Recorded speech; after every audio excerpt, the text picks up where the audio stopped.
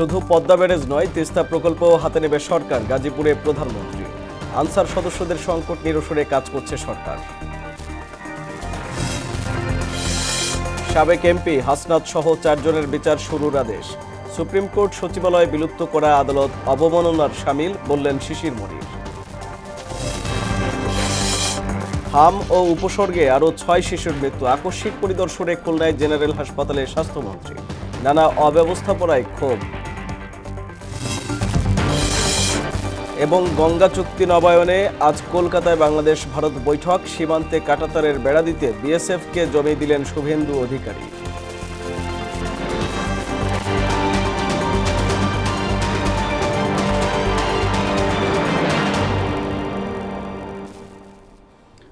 আসসালামু আলাইকুম। মোহনা সংবাদের সবাইকে স্বাগত। এতক্ষণ শুনছিলেন শিরোনাম, পুরো সংবাদের সঙ্গে আছি আমি আরিফুল ইসলাম। শুধু পদ্মা ব্যারেজ নয়, তিস্তা ব্যারেজ প্রকল্প বর্তমান সরকার হাতে নেবে বলে অঙ্গীকার করেছেন প্রধানমন্ত্রী তারেক রহমান। বুধবার বিকেলে গাজীপুরে জাতীয় দুর্যোগ ব্যবস্থাপনা গবেষণা ও প্রশিক্ষণ ইনস্টিটিউট ভবনের ভিত্তিপ্রস্তর স্থাপন উদ্বোধন শেষে সুধী সমাবেশে যোগ দিয়ে তিনি এ অঙ্গীকার করেন।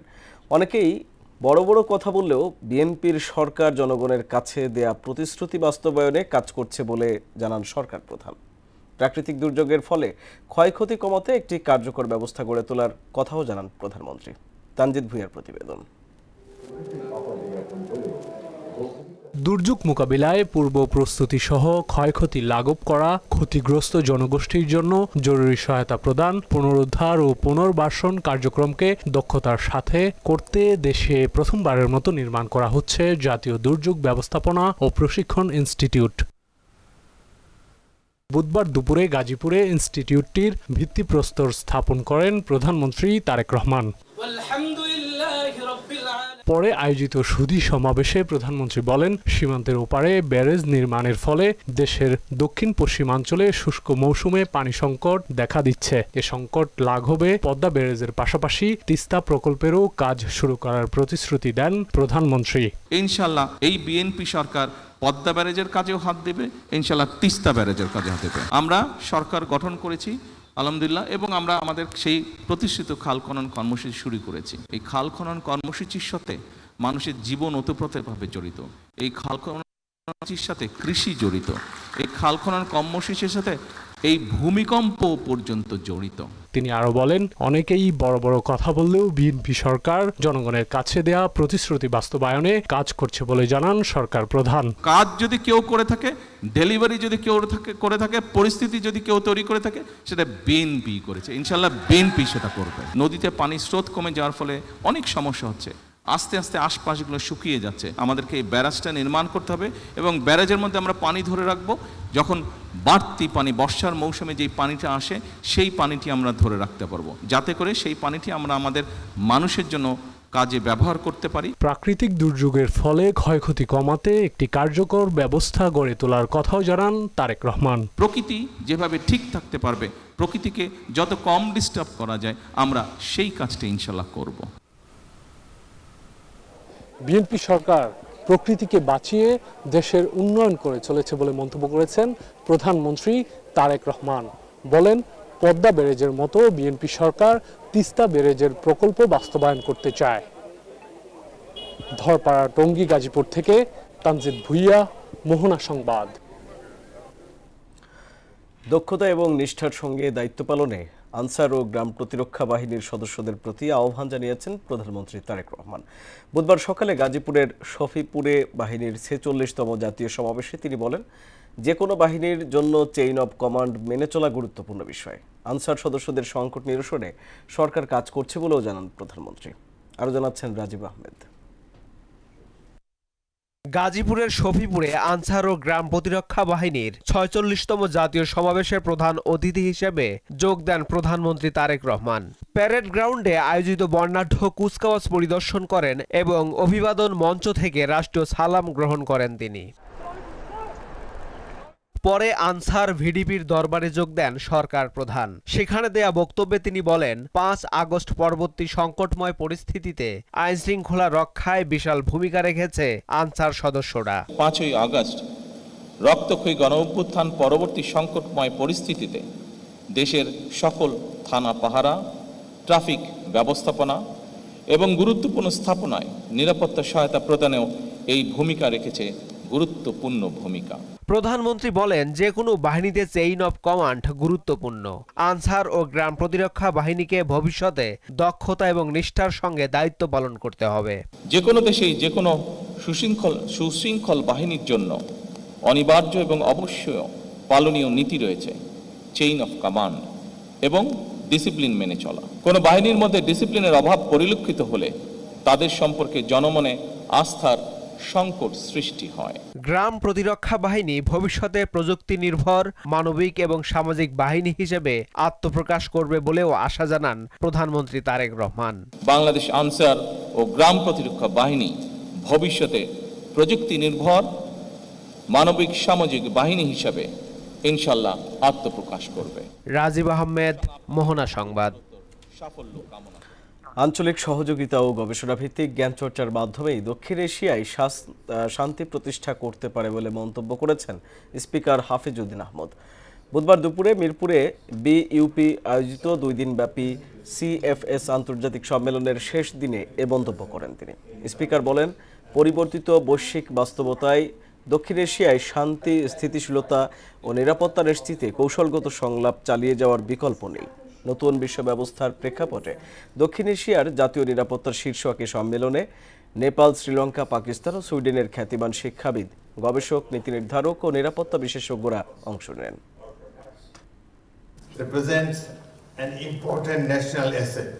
It creates a space where strategic thinking can remain connected to public responsibility, where economic inquiry can engage practical realities, and also future generations can learn to approach national challenges with both discipline and balance. দেশের জনগণ কখনোই জামায়াতকে ক্ষমতায় আনবে না বলে মন্তব্য করেছেন BNP মহাসচিব মির্জা ফখরুল ইসলাম আলমগীর। এ সময় জামায়াত 1971-এ স্বাধীনতার বিরুদ্ধে অবস্থান নিয়েছিল, মানুষকে অত্যাচার করেছিল বলেও মন্তব্য করেন তিনি। বুধবার দুপুরে ঠাকুরগাঁও বিমানবন্দরের পরিত্যক্ত রানওয়ে পরিদর্শন শেষে একথা বলেন বিএনপি মহাসচিব। এ সময় বক্তব্যে বিএনপি জুলাই সনদ ও সংস্কার তৈরি করেছে বলে দাবি করেন মির্জা ফখরুল। আমরা জুলাই সনদ করেছি, পরিষ্কার করে বলছি, আমরা সই করেছি, পরিষ্কার করেছি, আমরা তৈরি করি। সুতরাং আমি পরিষ্কার করে বলি, দল আছে, ধর্মের নামে রাজনীতি করে, এখানে নামাজ হয়। 2015 সালে বরিশালের আগৈলঝাড়ায় ক্রসফায়ারে ছাত্রদল নেতাসহ 2 জনকে হত্যার ঘটনায় সাবেক এমপি হাসনাত আবদুল্লাহ সহ 4 জনের বিরুদ্ধে বিচার শুরুর আদেশ দিয়েছেন ট্রাইব্যুনাল। এদিকে আপিল বিভাগের মামলার চূড়ান্ত নিষ্পত্তির আগেই সুপ্রিম কোর্ট সচিবালয়ের কার্যক্রম বিলুপ্ত করায় হাইকোর্ট বিস্ময় প্রকাশ করেছেন বলে জানিয়েছেন আইনজীবী শিশির মনির। বিষয়টিকে আদালত অবমাননার শামিল বলছেন রিটকারী। এ নিয়ে রিপোর্ট করেছেন মুদাসসির আলী। সুপ্রিম কোর্ট সচিবালয়ের কার্যক্রম আনুষ্ঠানিকভাবে বিলুপ্ত করে সেখানে কর্মরত 15 জন বিচারককে আইন মন্ত্রণালয়ে সংযুক্ত করে মঙ্গলবার প্রজ্ঞাপন জারি করা হয়। এর আগে 7 এপ্রিল বিচার বিভাগ পৃথককরণ সংক্রান্ত রায়ে 3 মাসের মধ্যে সচিবালয় প্রতিষ্ঠার নির্দেশ দিয়ে রায় দেন হাইকোর্ট। রায়ের বিরুদ্ধে রাষ্ট্রপক্ষ আপিলের সিদ্ধান্ত নিলেও এখনও তা দাখিল করা হয়নি। বিষয়টি চূড়ান্ত নিষ্পত্তির আগে সচিবালয়ের কার্যক্রম বিলুপ্ত করায় আদালত বিস্ময় প্রকাশ করেন বলে জানিয়েছেন রিটকারী ও সিনিয়র আইনজীবী শিশির মনির। আদালত সারপ্রাইজ হয়েছে। কোর্টের ডিজায়ারটা সেদিন আপনারা রিসিভ করেছেন, বিজ্ঞ অ্যাটর্নি জেনারেল নিজে হাজির ছিল, তাহলে এই সমস্ত কাজ কেন করছে?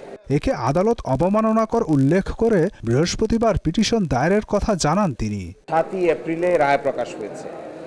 আপিল দায়ের করার সময়সীমা হলো 60 দিন। আদালত বলেছিলেন যে এটি তাদের ডিজায়ার, যেন এই সময়ের ভিতরে সচিবালয়কে কোনোভাবেই ডিস্ট্রয় করা না হয়, কিন্তু আদালতের সে ডিজায়ার তারা শোনেন নাই, আপিলও ফাইল করেন নাই। এই ধরনের আচরণ সিরিয়াসলি কন্টেম্পচুয়াস।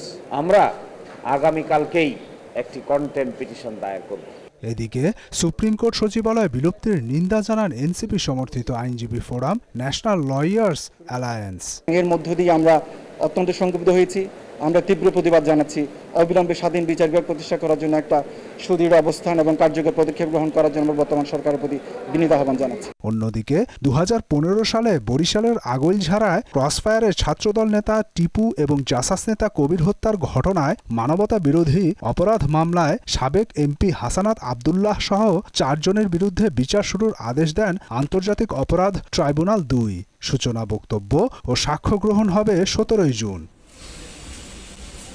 মুদাসসির আলী, মোহনা সংবাদ, ঢাকা।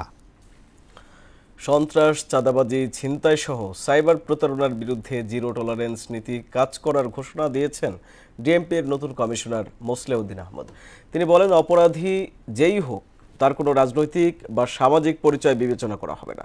বুধবার দুপুরে ডিএমপি মিডিয়া সেন্টারে আয়োজিত মিট দ্য প্রেসে উগ্রবাদ ও মব কালচারের বিরুদ্ধে কঠোর হওয়ার ঘোষণাও দেন মোসলেউদ্দিন আহমেদ। এমদাদুল হক খানের রিপোর্ট। নতুন দায়িত্ব পাওয়ার 3 দিন পর প্রথা মেনে নিজের পরিকল্পনা তুলে ধরতে গণমাধ্যমের সামনে নবনিযুক্ত ডিএমপি কমিশনার মোসলেউদ্দিন আহমদ। তিনি বলেন, থানায় সেবা নিতে গিয়ে হয়রানির শিকার হলে সংশ্লিষ্ট পুলিশ সদস্যের বিরুদ্ধে তাৎক্ষণিক ব্যবস্থা নেওয়া হবে। এছাড়া কিশোর গ্যাং, চাঁদাবাজ ও ছিনতাইকারীদের বিরুদ্ধে কঠোর অবস্থানে থাকবে পুলিশ। কিশোর গ্যাংয়ের অনেক সদস্যকে আমরা এর মধ্যে আমাদের আইনের আওতায় নিয়ে এসেছি এবং পর্যায়ক্রমে আমাদের কিশোর গ্যাংয়ের এই তাদের সবাইকে আইনের আওতায় নিয়ে আসা আমাদের পরিকল্পনা। থানা হবে জনবান্ধব, সেবাবান্ধব এবং থানায় কোনো দালালের অস্তিত্ব থাকবে না। সেবাবান্ধব পুলিশিং, এই পুলিশিংয়ে যদি বাধাগ্রস্ত হয় কোনো থানার কোনো অফিসারের কারণে, তাদের বিরুদ্ধেও আমরা ব্যবস্থা নিব। সাংবাদিকদের প্রশ্নের জবাবে তিনি বলেন, কোথাও কেউ মব করলে সঙ্গে সঙ্গে ব্যবস্থা নেওয়া হবে। মব কালচারের বিরুদ্ধে আমাদের অবস্থান কঠোর এবং যদি কেউ মব কালচার করার চেষ্টা করে সেক্ষেত্রে তাদের বিরুদ্ধে আমরা কঠোর আইনি ব্যবস্থা নেব। চলতি মাসে হাজারের বেশি চাঁদাবাজ ও মাদক কারবারিকে গ্রেপ্তারের তথ্য দিয়ে ডিএমপি কমিশনার বলেন, জামিনে থাকা শীর্ষ সন্ত্রাসীরা অপরাধে জড়ালে কঠোর ব্যবস্থা নেওয়া হবে। আমাদের কাছে রাজনৈতিক পরিচয় দেওয়ার কোনো সুযোগ নাই। সন্ত্রাসী, চাঁদাবাজ, ছিনতাইকারী যেই দলেরই হোক, যেই মতেরই হোক, তার বিরুদ্ধে আমরা ব্যবস্থা নিচ্ছি এবং আমরা এ পর্যন্ত 206 জন তালিকাভুক্ত চাঁদাবাজকে গ্রেফতার করেছি এবং তালিকার বাইরে আমরা 401 জনকে গ্রেফতার করেছি এবং মাদক কারবারিকে আমরা গ্রেফতার করেছি 847 জন। টোটাল আমাদের 2024 জন এ পর্যন্ত আমরা গ্রেফতার করেছি। নিরাপদ নগরী গড়ে তোলাকেই নিজের জন্য প্রধান চ্যালেঞ্জ হিসাবে দেখছেন মোসলেউদ্দিন আহমদ। যদিও নাগরিকদের সহযোগিতা পেলে সেই বাধা পেরোনোর বিষয়ে আত্মবিশ্বাসী তিনি। একটি নিরাপদ নগরী গড়ে তোলাই হচ্ছে আমার চ্যালেঞ্জ। এই নিরাপদ মহানগরী গড়ে তুলতে আমাদেরকে তথ্য দিয়ে সহযোগিতা করবেন। এমদাদুল হক খান, মোহনা সংবাদ, ঢাকা। পাইকারি পর্যায়ে বিদ্যুতের দাম 21% পর্যন্ত বাড়ানোর প্রস্তাব দিয়েছে বিদ্যুৎ উন্নয়ন বোর্ড পিডিবি।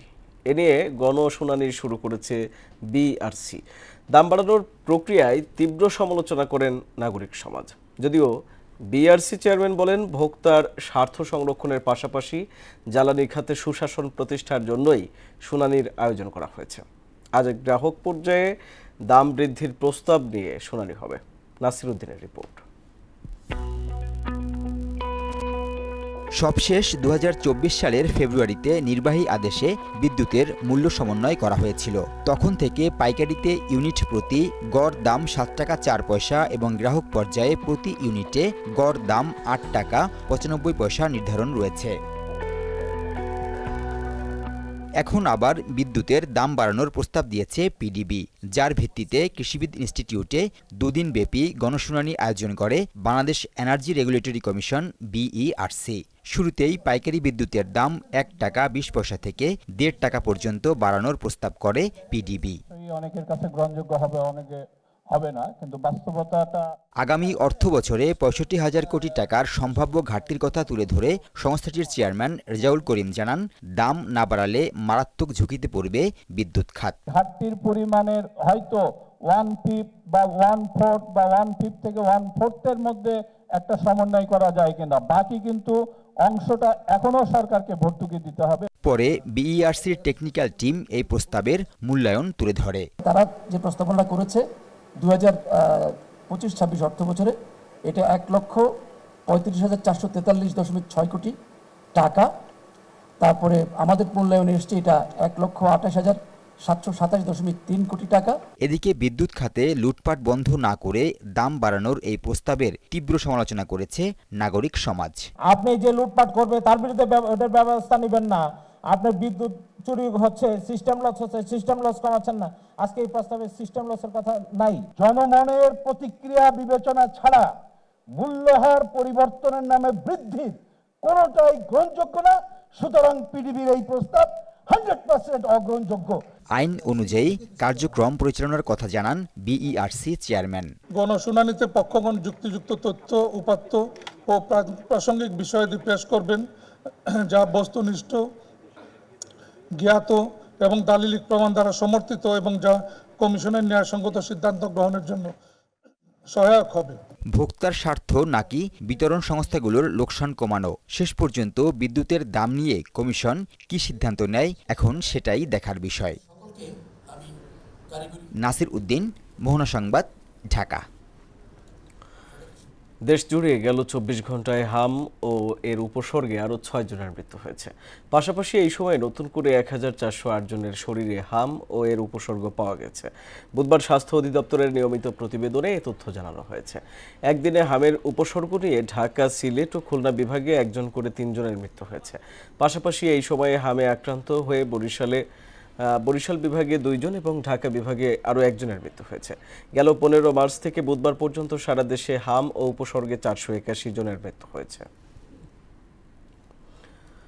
খুলনা 250 শয্যা জেনারেল হাসপাতালে রোগীদের রেবিস ভ্যাকসিন টাকা দিয়ে কেনার ঘটনা সরেজমিন পরিদর্শনে এসে ক্ষুব্ধ প্রতিক্রিয়া জানিয়েছেন স্বাস্থ্যমন্ত্রী সরদার মোহাম্মদ সাখাওয়াত হোসেন। বুধবার সকালে আকস্মিকভাবে খুলনা 250 শয্যা জেনারেল হাসপাতাল পরিদর্শনে যান স্বাস্থ্যমন্ত্রী।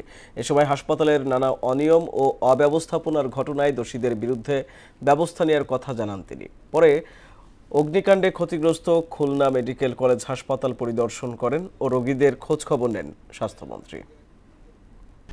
অ্যান্টি রেবিসের ব্যাপারটা আপনারা শুনেছেন, এরকম হওয়ার কথা ছিল না।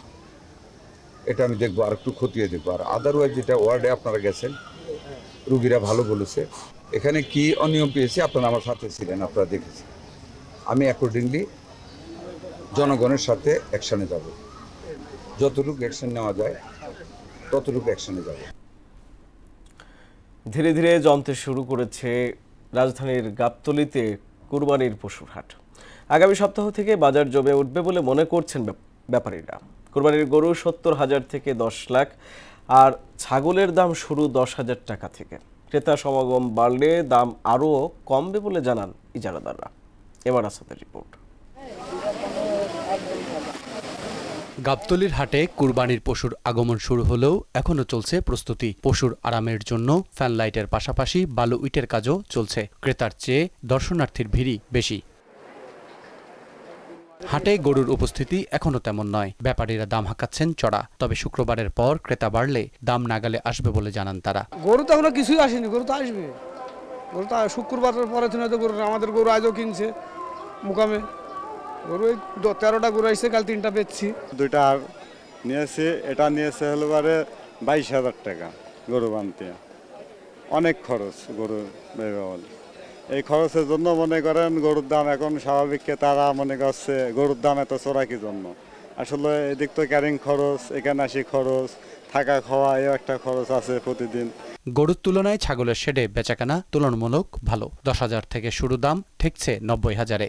আমাদের সর্বনিম্ন ছাগল আছে 10,000, আর সর্বোচ্চ দাম আছে 70-60 এরকম দাম আছে। বেচাকেনা আপনাদের শনি রবিবার পরে থেকে বেচাকেনা হইব। এখন মাল আমরা আনছি কিছু, আর মাল আসবে রাত্রে। কুরবানিকে কেন্দ্র করে হাটের পাশের কামারের দোকানেও বেড়েছে ব্যস্ততা। ছুরি চাপাতি তৈরিতে ব্যস্ত সময় পার করছেন তারা। MR আসাদ, মোহনা সংবাদ, ঢাকা। গঙ্গার পানি বন্টন চুক্তি নবায়ন ইস্যুতে আজ কলকাতায় বৈঠকে বসবে বাংলাদেশ ভারত। ভারত-বাংলাদেশ 90তম যৌথ নদী কমিশনের বৈঠক এটি। 3 দিনের এ বৈঠক চলবে শনিবার পর্যন্ত।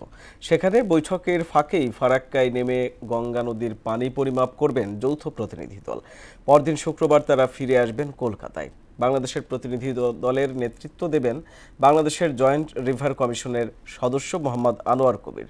এছাড়াও আছেন পররাষ্ট্র মন্ত্রণালয়ের সাউথ এশিয়া উইংয়ের ডিরেক্টর মোহাম্মদ বাকি বিল্লাহ। ভারতের পক্ষে নেতৃত্বে থাকবেন কেন্দ্রের জলসম্পদ উন্নয়ন মন্ত্রকের এক যুগ্ম সচিব এবং পশ্চিমবঙ্গ সরকারের সেচ দপ্তরের একজন চিফ ইঞ্জিনিয়ার। এবার আন্তর্জাতিক খবর। বাংলাদেশের সঙ্গে ভারতের সীমান্তে কাঁটাতারের বেড়া নির্মাণের জন্য প্রথম দফায় ২৭ কিলোমিটার জমি বিএসএফ-এর কাছে হস্তান্তর করেছেন পশ্চিমবঙ্গের মুখ্যমন্ত্রী শুভেন্দু অধিকারী। বুধবার বিএসএফ-এর সঙ্গে বৈঠকে এই জমি হস্তান্তর করেন তিনি। বাংলাদেশের সঙ্গে ভারতের মোট ৪,০০০ কিলোমিটার সীমান্ত রয়েছে। এর মধ্যে পশ্চিমবঙ্গের সঙ্গেই ২,২০০ কিলোমিটার। সীমান্তে ৬০০ কিলোমিটার এলাকায় এখনও কাঁটাতার নেই। বৈঠকে তিনি বলেন, সীমান্তে কাঁটাতারের বেড়া দিতে অনীহা ছিল আগের সরকারের। কক্সবাজারে সেনাবাহিনীর কর্মকর্তা লেফটেন্যান্ট তানজিম সারোয়ার নির্জন হত্যা মামলায় অভিযুক্ত ১৮ আসামির মধ্যে ৪ জনকে মৃত্যুদণ্ড, ৯ জনকে যাবজ্জীবন এবং ৫ জনকে খালাস দিয়েছেন আদালত। একই সঙ্গে অপর একটি অস্ত্র মামলায় আসামিদের বিভিন্ন মেয়াদে কারাদণ্ড দেওয়া হয়েছে। বুধবার বেলা ১২টায় কক্সবাজারের অতিরিক্ত জেলা ও দায়রা জজ পঞ্চম আদালতের বিচারক মোহাম্মদ আবুল মনসুর সিদ্দিকী এ রায় ঘোষণা করেন। ৪ জন মৃত্যুদণ্ড, ৯ জন যাবজ্জীবন কারাদণ্ড, ৫ জন বেকসুর খালাস।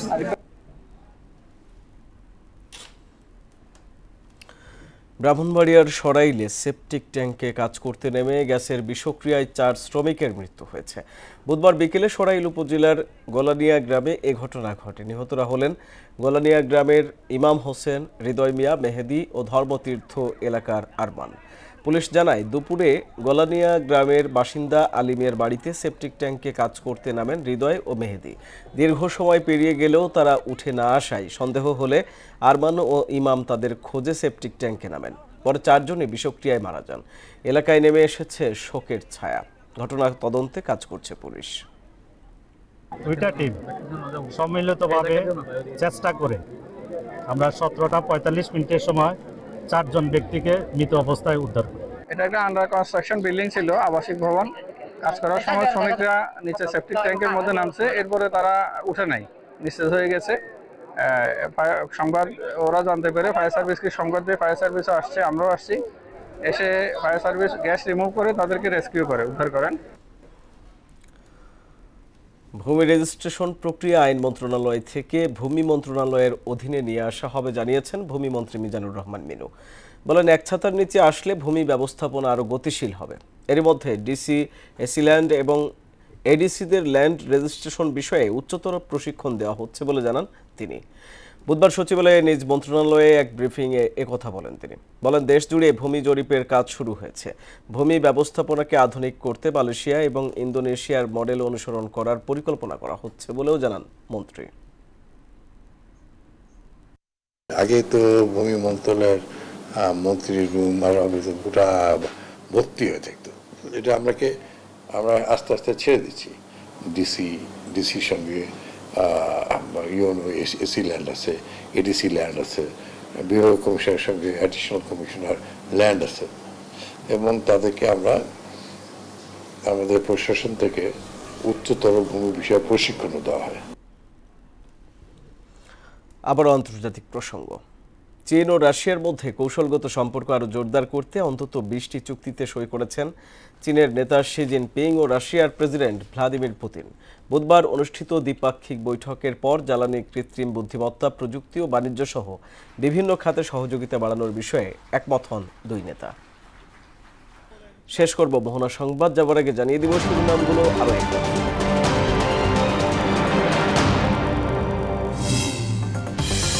শুধু পদ্মা ব্যারেজ নয়, তিস্তা প্রকল্প হাতে নেবে সরকার, গাজীপুরে প্রধানমন্ত্রী। আনসার সদস্যদের সংকট নিরসনে কাজ করছে সরকার।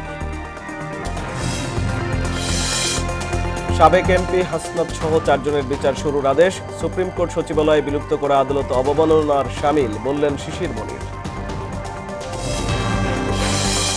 হাম ও উপসর্গে আরও 6 শিশুর মৃত্যু, আকস্মিক পরিদর্শনে খুলনায় জেনারেল হাসপাতালের স্বাস্থ্যমন্ত্রী। নানা অব্যবস্থাপনায় ক্ষোভ। এবং গঙ্গা চুক্তি নবায়নে আজ কলকাতায় বাংলাদেশ ভারত বৈঠক। সীমান্তে কাঁটাতারের বেড়া দিতে বিএসএফকে জমি দিলেন শুভেন্দু অধিকারী।